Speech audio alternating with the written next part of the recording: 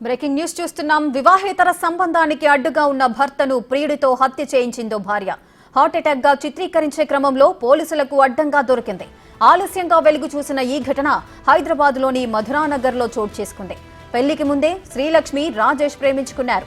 వాళ్ల ప్రేమను పెద్దలు ఒప్పుకోకపోవడంతో లక్ష్మి విజయ్ కుమార్ ను పెళ్లి చేసుకుంది. అయితే భర్తతో కలిసి ఉండటం ఇష్టం లేని లక్ష్మి విజయ్ ని చంపాలని ప్రియుడితో కలిసి ప్లాన్ చేసింది.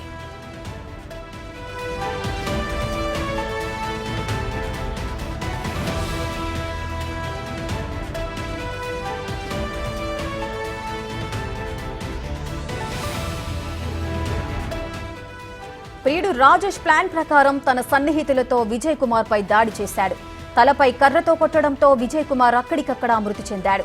కాగా దీన్ని వారు హార్ట్ అటాక్ గా చిత్రీకరించే ప్రయత్నం చేశారు. కానీ రాజేష్ స్నేహితుడు రాజేశ్వర్ రెడ్డి పోలీస్ స్టేషన్లో లొంగిపోవడంతో విజయ్ కుమార్ హత్య బయటకు వచ్చింది. ఈ కేసులో రాజేశ్వర్ రెడ్డితో పాటు మరో ముగ్గురిని అరెస్ట్ చేశారు పోలీసులు.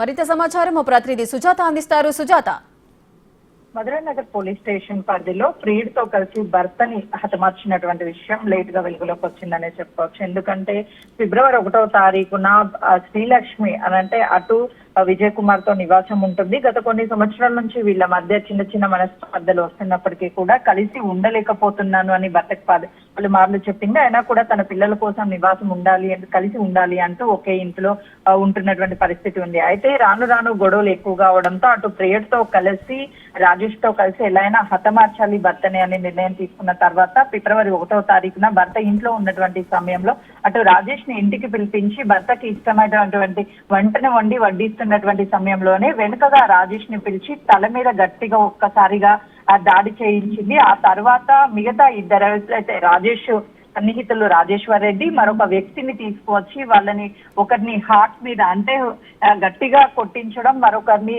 పొట్ట మీద కూడా 4-5 పిడిగుద్దులు గుద్దడంతో అక్కడికక్కడే అటు విజయ్ కుమార్ అయితే మాత్రము మరణించినటువంటి ఘటన చోటు చేసుకుంది. కానీ తన భార్య అయినటువంటి శ్రీలక్ష్మి దానిని హార్ట్ అటాక్ గా చిత్రీకరించి తన బంధువులని అందరినీ పిలిపించి తన డెడ్ బాడీని కూడా పూడ్చితే అనుమానాలు ఎక్కడ వస్తాయని చెప్పేసి దహనం చేసినటువంటి పరిస్థితి ఉంది. ఎందుకంటే అంత్యక్రియల అనంతరం కూడా ఎవ్వరికి అనుమానం రాకుండా శ్రీలక్ష్మి తన పిల్లలతో నివాసం ఉంటున్నటువంటి పరిస్థితిని క్రియేట్ చేసి అటు పోలీసులకు కానీ ఎవరికి ఎక్కడ అనుమానాలు అయితే రాలేదు. కానీ ఈ కేసులో కీలకంగా ఉన్నటువంటి రాజేష్ ఫ్రెండ్ ఎవరైతే ఉన్నాడో రాజేశ్వర్ రెడ్డి తనకి రోజు అటు విజయ్ కుమార్ కలలో కనిపిస్తూ హత్య చేసినటువంటి ఘటనని పదే పదే గుర్తు చేస్తూ తను మానసికంగా కృంగిపోవడంతో పాటు తను చేసింది తప్పు అని చెప్పేసి విజయ్ కుమార్ చెప్తూ తన పిల్లలు విజయ్ కుమార్ కి సంబంధించినటువంటి పిల్లలు ఎవరైతే ఉన్నారో ఆ పిల్లలు కూడా కళలోకి వచ్చి మా జీవితాలను బలి చేశావు అని చెప్పేసి ఈ విధంగా తనకి కళలు వస్తున్నాయి, తను ప్రశాంతంగా ఉండలేకపోతున్నాను, ఈ హత్య చేసింది నేనే అంటూ ఈ రోజు మధురానగర్ పోలీస్ స్టేషన్ లో లొంగిపోయాడు. అయితే పోలీసులు ఈ రాజేశ్వర్ రెడ్డిని అదుపులోకి తీసుకున్న తర్వాత తను ఇచ్చినటువంటి స్టేట్మెంట్ ఆధారంగా ఈ కేసులో ఉన్నటువంటి కీలకంగా అటు విజయ్ కుమార్ కి సంబంధించినటువంటి భార్య శ్రీలక్ష్మిని, దాంతో పాటు రాజేష్ ని, మరొక వ్యక్తిని, ముగ్గురిని కూడా అంటే మొత్తం 4 అదుపులోకి తీసుకుని వాళ్ళని రిమాండ్ కి అయితే తరలించినటువంటి పరిస్థితి చోటు చేసుకుంది.